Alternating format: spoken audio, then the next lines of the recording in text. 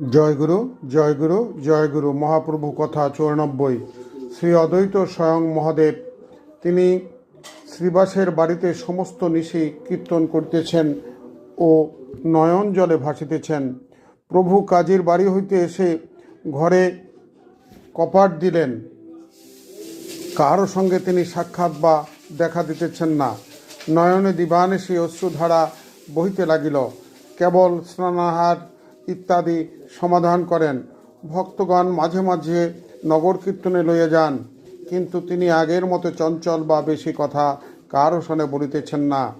নিমাই ভাবে বিভোর, কে কীর্তন করে তাই ভক্তগণ শ্রী অদ্বৈতকে প্রধান করিয়া কীর্তন করিতেছিলেন।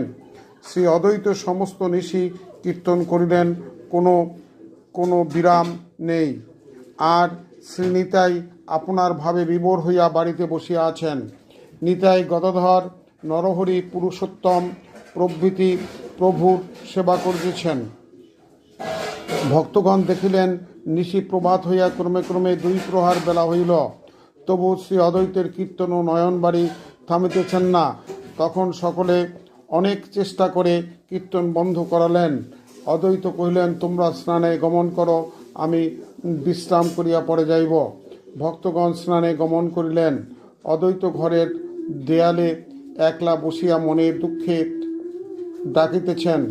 অদ্বৈতের মনে আবার পুরানা দুঃখ জাগিয়া উঠিল। নিমাই কি সত্যিই ভগবান? ইনি কি সত্যি ভজনীয় বস্তু শ্রীনন্দের নন্দন?